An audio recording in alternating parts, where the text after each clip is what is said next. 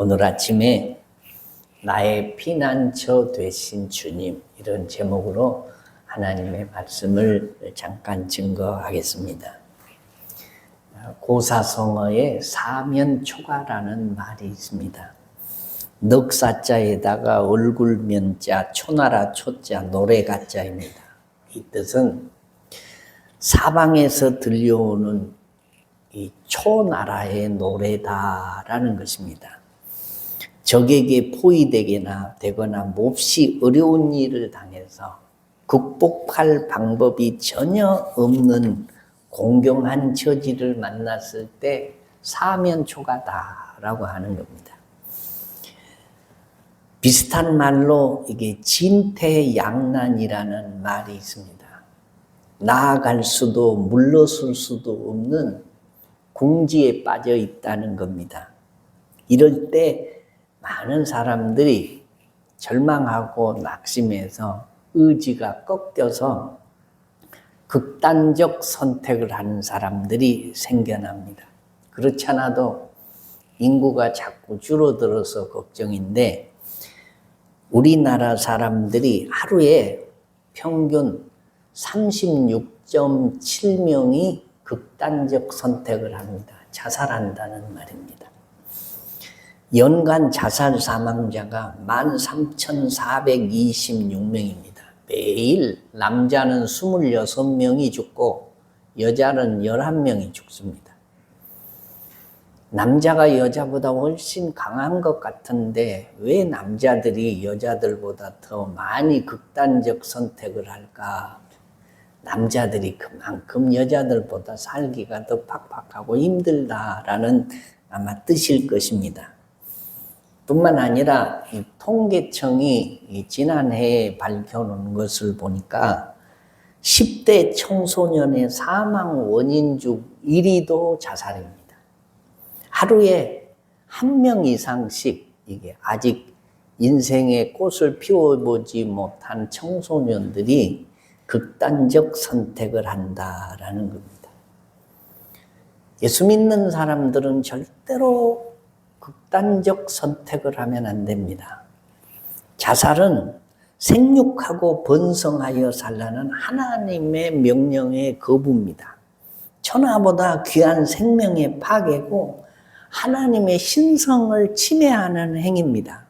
가혹한 자기의 처버림과 동시에 견딜 수 없는 현실의 이 상황을 잘못된 방법으로 벗어나기 위한 가학적 생명 파괴입니다. 우리는 하나님의 형상으로 지음받은 이게 고귀한 존재입니다.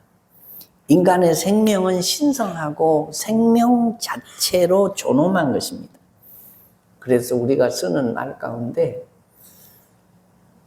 자살하면 천국에 못 간다, 지옥 간다라고 말합니다. 그런 이유들 때문입니다. 우리가 아직 천국에 가보거나 지옥에 아직 안 가봐서 죽어서 하나님 나라에 가보면 자살한 사람이 와 있을지 없을지는 아직 모릅니다. 그러나 성경을 종합적으로 우리가 검토를 해보면 스스로 하나님의 신성을 침해하고 하나님의 주권을 침해하고 이 생명을 경시해서 자신의 생명을 빼앗을 권리를 오용하는 사람에게는 하나님의 나라에 들어갈 천국문을 열어주시지 않을 것 같다라는 생각입니다. 우리 몸은 하나님께 속한 것이고 우리의 몸은 성령의 전입니다. 그래서 자살을 거꾸로 이야기하면 살자입니다. 죽을 용기를 가지고 세상을 살아가면 못 살 사람이 하나도 없습니다. 그럼에도 불구하고 수많은 사람들이 이런 선택을 한다. 왜 선택을 하냐? 해결할 길이 안 보이기 때문에 그렇습니다. 절망하기 때문이고 낙심하기 때문이죠. 오늘 봉독해 주신 시편 56편은 다윗의 비탄 시입니다. 신앙의 순수성을 잃어버린 사울을 대신해서 하나님이 다윗을 기름 부어 이스라엘의 왕으로 세울 계획을 세우십니다. 그런데 사울이 자신의 사위이지만 아직 젊은데 자기를 폐위시키고 다윗을 왕으로 세우려고 하는 것 때문에 이 핍박이나 질투나 시기가 심해서 견딜 수가 없어 그를 잡아서 죽이려고 군사들을 파송해서 날마다 쫓아다닙니다. 그럴 때 다윗이 도망을 다니다가 사울의 군사들에게 잡힌 것이 아니라 블레셋 사람들에게 잡히는 일이 있다라는 거죠. 오늘 성경 56편 제일 위에 끝에를 보면 조그마한 글씨로 뭐라고 써 있습니다. 그럼 거기에 뭐라고 써 있냐 보면 제일 끝에 다윗이 가드에서 블레셋인에게 잡힌 때에 그렇게 써 있어요. 보이시는지 모르겠습니다. 그러니까 블레셋 사람들에게 도망다니다 잡혔다라는 거죠. 언제 사울에게 넘겨질지 모릅니다. 잡혀 있는데 그냥 포로 대우를 신사적으로 해주는 것이 아니고 오늘 성경 말씀에 보면 때리고 구박하고 협박하고 죽이려고 하는 그런 상황에 처해 있다라는 겁니다. 그때 오늘 본문 1절입니다. 하나님이여 내게 은혜를 베푸소서. 사람이 나를 삼키려고 종일 치며 압제하나이다 라고 말합니다. 여기 은혜를 베푸소서 이 말은 나를 긍휼히 여겨주소서라는 뜻입니다. 자신의 형편을 긍휼히 여겨서 원수들의 위협으로부터 건져달라고 하나님의 은혜를 사모하고 있습니다. 오늘 이 위기를 맞은 다윗이 어떤 일들을 했는지를 세 가지로 나눠보면 이렇습니다. 첫째는 주를 의지하리이다 라고 말합니다. 다윗이 블레셋인에게 잡혀서 언제 죽을지 모르는 상황에서 아무도 그를 도와주지 않을 때 한 일입니다. 내가 주님을 의지하겠습니다 라고 고백한다라는 겁니다. 삶의 의지가 꺾여서 이거 살 수도 죽을 수도 없는 난감한 상황에 처해 있을 때에 하는 일입니다. 우리가 세상을 살다가 수많은 삶의 의지가 꺾일 때가 많습니다. 부도가 나서 빚쟁이들이 돈을 갚으려고 시도 때도 없이 전화를 하고 나중에 집에까지 찾아와서 진치고 앉아있지를 않나. 질병에 걸려서 고통을 당하면 아침 저녁으로 내 몸에 이상을 느끼고 통증을 느끼고 그럴 때마다 죽음의 공포가 밀려올 수가 있습니다. 마음의 안정을 찾을 수가 없습니다. 심각한 스트레스를 받습니다. 최근에도 우리 교인 중에 그런 분이 있습니다. 갑상선 암 진단을 받았습니다. 얼마나 충격을 받았겠습니까? 수술을 했습니다. 간단한 그 암이고 효자암이라고 해서 별로 생각을 안 했는데 나중에 수술하고 가서 검사를 또 해보니까 뭐 임파선에 뭐가 좀 보인다. 그리고 정밀 검사를 해봐야 되겠다라고 거기에 해당되는 과를 보내서 지금 또 검사를 해놨는데 어떤 결과가 나올지 몰라서 마음에 얼마나 상심이 되고 두렵고 염려가 되고 이게 걱정이 되겠습니까? 그래서 기도하고 하나님께 맡기고 그리고 용기를 내서 아무튼 이겨가자고 권한 일이 있습니다. 살다 보면 원치 않은 일들을 만날 수가 있다라는 거죠. 오늘 2절을 보면 이렇게 돼 있어요. 내 원수가 종일 나를 삼키려 하며 나를 교만하게 치는 자들이 많사오니 라고 표현을 합니다. 자신을 비방하는 자들이 온종일 자신을 공격하고 수많은 사람들이 저마다 잘났다고 의시되고 자신을 대적하고 있다라는 거죠. 한 사람의 아군도 없습니다. 자기 편을 들어주는 사람이 없습니다. 도와주는 이가 없고 위로해 주는 이가 없고 힘이 되어주는 사람이 없습니다. 일가 친척도 동업자도 심지어 부모 자식도 소용이 없게 되었습니다. 아무도 없습니다. 오늘 5절을 보면 더 그렇습니다. 저들은 그들이 종일 내 말을 곡해하며 나를 치는 그들의 모든 생각은 사악이라라고 말씀을 합니다. 다 계략만 꾸밉니다. 6절을 보면 그들이 내 생명을 엿보았던 것과 같이 또 모여 숨어 내 발자취를 지켜보나이다. 요즘으로 말하면 이게 스토킹을 막 한다라는 거죠. 따라다니면서 목숨을 빼앗으려고 기회를 노린다라는 겁니다. 아무도 내 편이 없고 아무도 나를 도와줄 자 없다 판단될 때 사람은 삶의 의지를 꺾고 포기할 수밖에 없습니다. 그러나 다윗은 그 가운데서 삶의 의지를 불태웁니다. 죽을 수가 없는 겁니다. 살아야 된다고 하는 생각을 가집니다. 3절을 같이 한번 읽어보겠습니다. 시작. 내가 두려워하는 날에는 내가 주를 의지하리이다. 아멘. 두렵습니다. 동서남북 사방팔방이 다 막혔습니다. 아무도 내 편 들어주는 사람이 없습니다.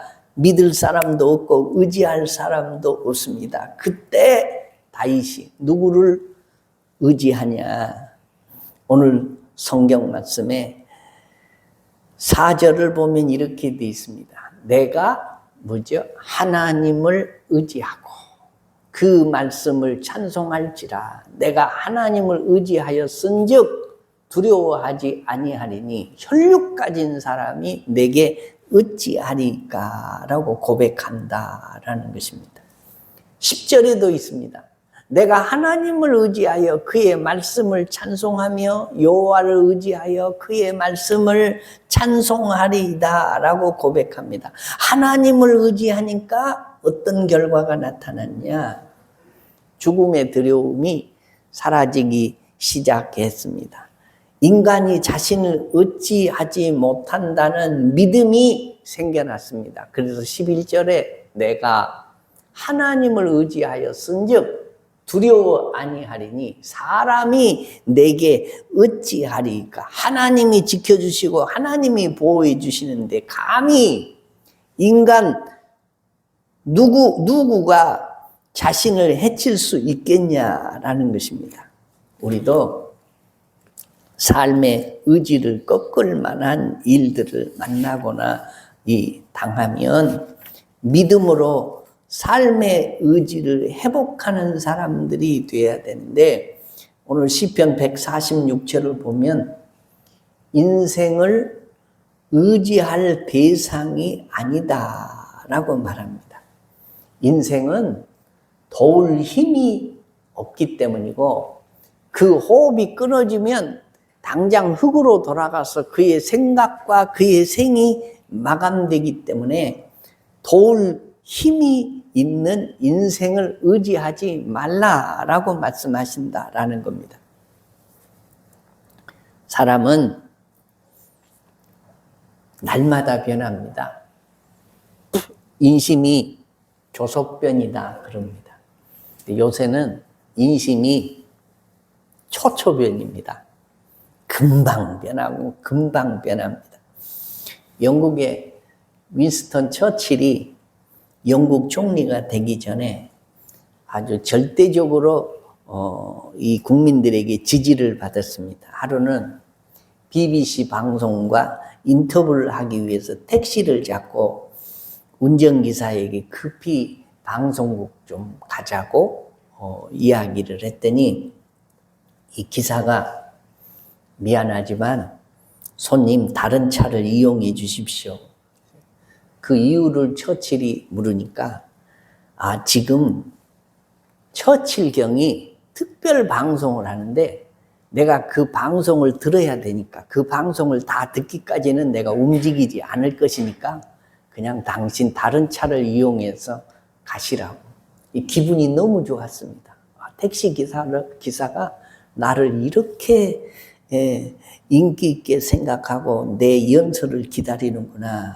그래도 가야 되겠길래 3배의 돈을 집어주면서 기사님 그래도 지금 방송국에 내가 가야 되니까 갑시다. 그랬더니 기사가 시동을 걸면서 하는 말입니다.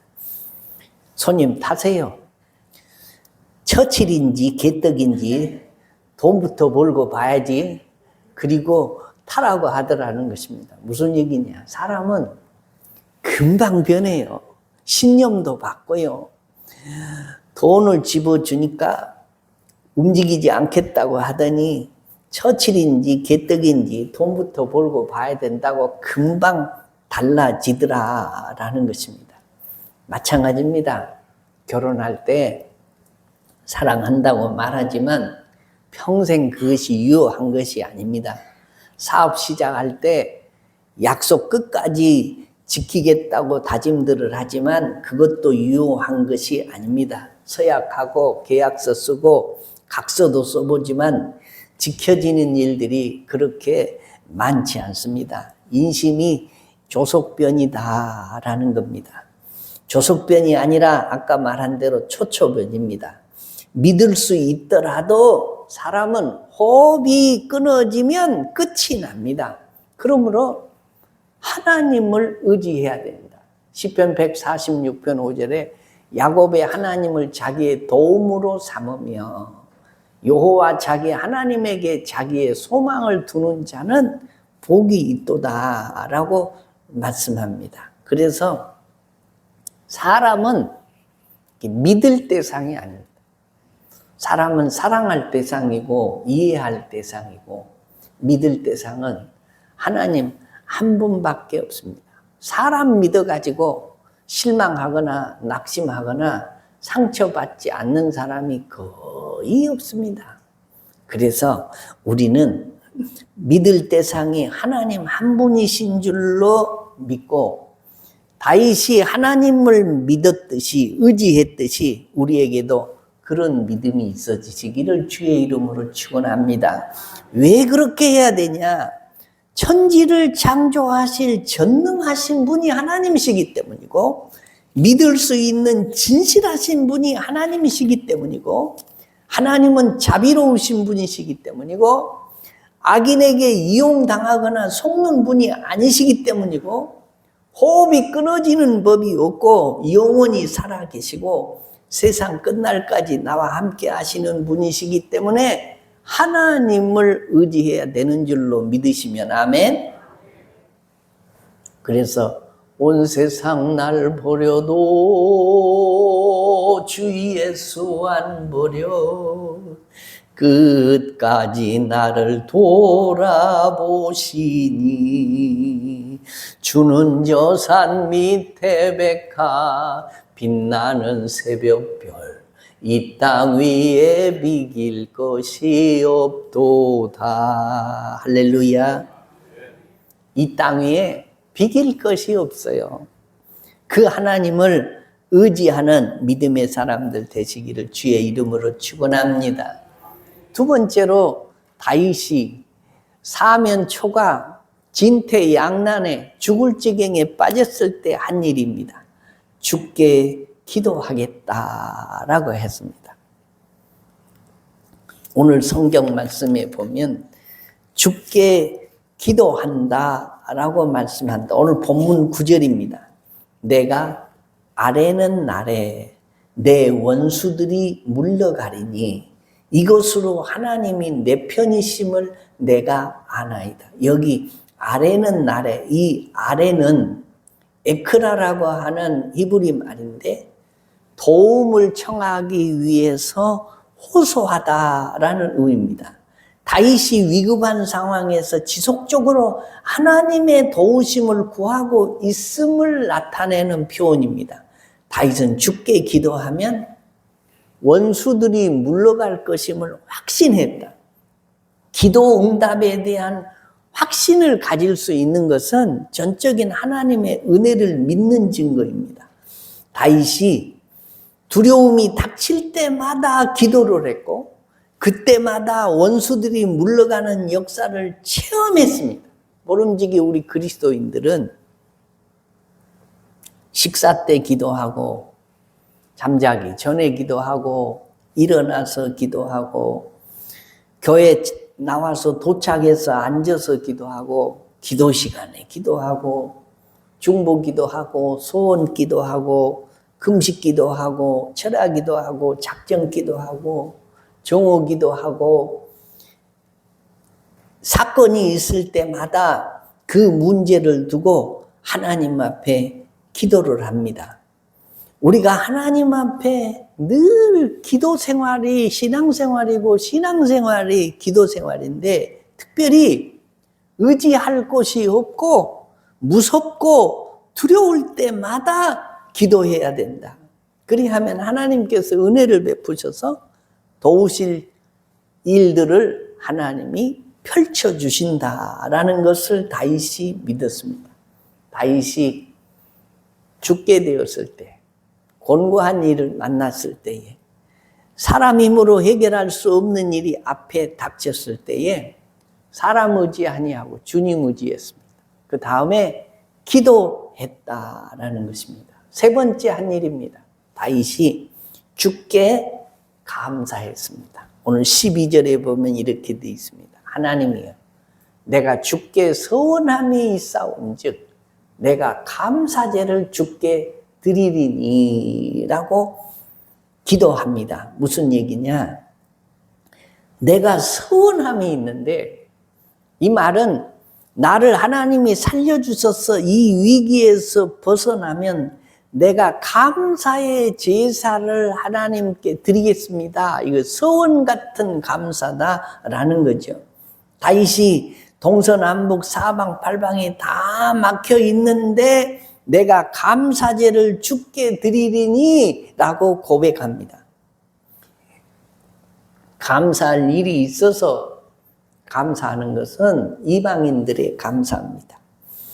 감사할 일이 없는데도 감사하는 것은 보통 그리스도인들이 하는 감사예요. 원망하고 불평하고 이 다윗처럼 죽을 지경에 놓였는데도 감사하는 것은 하나님의 특별한 은혜를 입은 사람만 할 수 있는 감사인데, 이 감사가 씨앗이 되어서 화가 변하여 복이 되고 간증거리가 되게 하시는 줄로 믿으시면 아멘. 세계적인 농구 선수가 있습니다. 마이클 조던이라는 사람인데, 선수 생활을 통틀어서 그가 9,000개의 슛을 놓쳤다고 합니다. 거의 300회 경기에서 졌습니다. 패배했습니다. 경기를 뒤집을 수 있는 슛을 할 기회에서 26번이나 실패를 했습니다. 살아오면서 실패를 계속 나는 거듭하며 살았다. 그것이 내가 성공한 이유다라고 그가 고백한 일이 있습니다. 실패한 일 없는 사람이 누가 있겠습니까? 실수 없는 사람도 없습니다. 한 번도 용서받을 일을 하지 않는 사람은 아무도 없습니다. 우리가 다 실패하고 실수하고 용서받을 일을 했지만 용서를 경험했기 때문에 이 자리에 있는 것입니다. 이 땅에 사는 동안 우리가 다윗처럼 죽을 지경에는 이르지 않았다 손치더라도 실패를 많이 경험하고 산다라는 거죠. 그래서 몽테피오르라고 하는 사람은 생각하고 감사해라 라고 했습니다. 무엇인가 깊이 생각해 보면 반드시 감사의 조건을 찾을 수 있는 것이고 감사하는 마음을 갖게 된다는 것입니다. 요즘에는 자식들이 부모에게 감사하는 마음이 별로 없습니다. 자식을 키울 때 얼마나 애지중지 부모가 키우는지 모릅니다. 지면 꺼질까, 불면 날아갈까. 나보다 자식들을 그렇게 생각하고 애지중지 키우는데도 자식들이 부모의 은혜를 모르고 크고 나면 다 저잘나서 지가 스스로 그렇게 커가지고 이만큼 왔다 생각하고 부모를 무시하기가 일쑤입니다. 그리고 부모를 원망까지 합니다. 왜 원망을 많이 하냐? 세상을 살아보니까 팍팍하거든요. 돈을 벌기는 버는데 버는 쭉쭉 다 들어가 버리고 모아지지도 않고, 소문을 들으니까 종종 누구는 부모가 뭐 집을 물려줬다는지 유산으로 뭐 매덕을 물려줬다든지, 그리고 매달 뭐 자녀들한테 몇 백만 원씩 보내준다는데 그런 소리만 종종 듣습니다. 그러니까 나는 이게 뭐냐? 어떤 놈은 부모 잘 만나가지고 저렇게 승승장구하고 잘 나가는데, 나는 부모를 잘못 만나가지고 뼈 빠지게 일해도 항상 꼬레비고 평생 소망 없이 이대로 살아야 되냐 하는 그런 좌절감 때문에 원망이 누구에게로 가냐?